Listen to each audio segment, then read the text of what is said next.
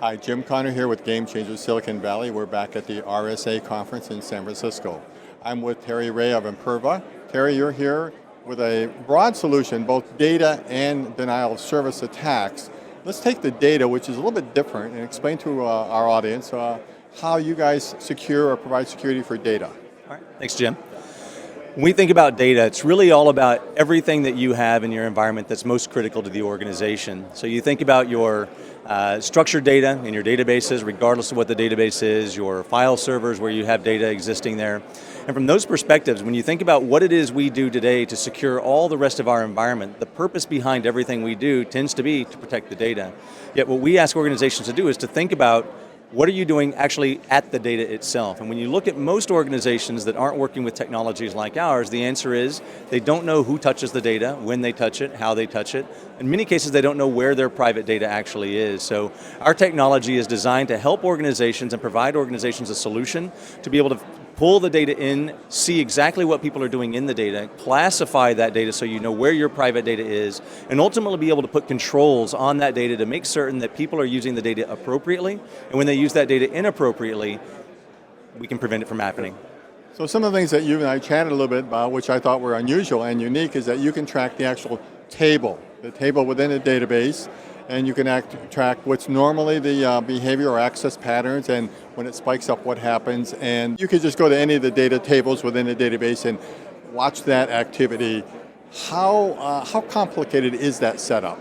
So the setup's not complicated at all. I think what becomes a challenge for organizations is understanding that their data is in thousands, if not tens of thousands or hundreds of thousands of different places. And the intellectual property that we've built over the last 15 years gives us a unique ability to understand how to speak the various languages, whether it be CIFS, CIFS, NFS, or all the varying database languages. Unlike HTTP, which is the other side of our business, which is just one protocol, database languages all speak very different languages. So our capacity to be able to dig into those languages and understand what's happening in that database is exceptionally unique, which gives us a perspective that even if you were to pull the logs out of a database and put them into some other device that can do machine learning or analytics, it still doesn't speak the language, so it really doesn't make any sense at all for them to be able to extrapolate what's important and what's not important about that data. That's what's critical to us and our customers. You also said something that I thought was essentially very interesting, that you maintain your own logs. You do not use the logs of the system, and you can explain why that matters. Yeah, absolutely.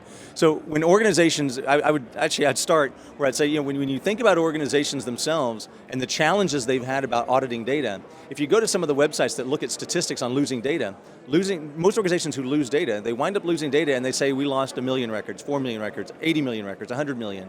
It's interesting that they're always nice, big, round numbers, and the fact is they really don't know what they really lost, and that's the challenge of native audit logs. When you turn on the native logs of a system, it drastically impacts the system, so people just don't do it.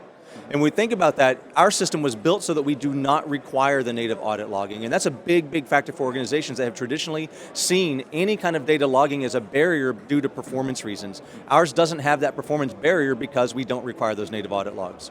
Very good. I'm going to ask you another point, and it's human nature to do something after the horse has left the barn. Is that a big part of where your business comes from, or are people actually being more proactive? I would say it's a little bit of both. It is definitely a little bit of the beginning as well. I have had customers tell me that for me to make this happen, I'm going to unfortunately have to get breached because we just can't move past to get the budget. Budget constraints are always an issue, I think, with security teams. And to be fair, sometimes it's an entire mindset as well. I've talked to CISOs in the past that half of them will tell me that they feel like data security is their responsibility. And interestingly, the other half of CISOs tell me that data security is the business unit or the DBA's responsibility. So it's this kind of marrying of two worlds of security and data owners, if you will, that have to come together, collaborate, and say, this is a problem and we have to solve it. And usually once they do that, then they can actually get to the problem. Since you're so integrated and experienced in this area, what happens in a corporation after the breach has occurred?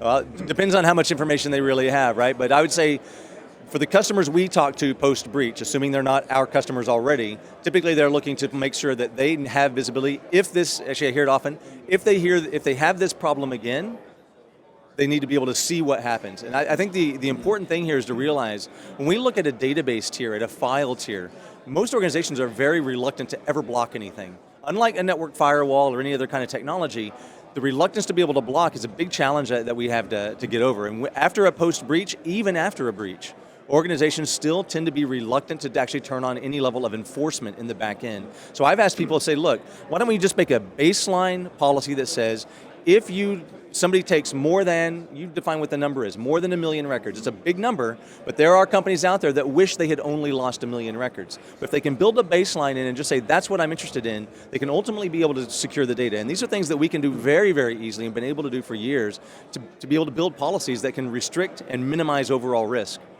Very good. Last question I'll give you, just a couple comments.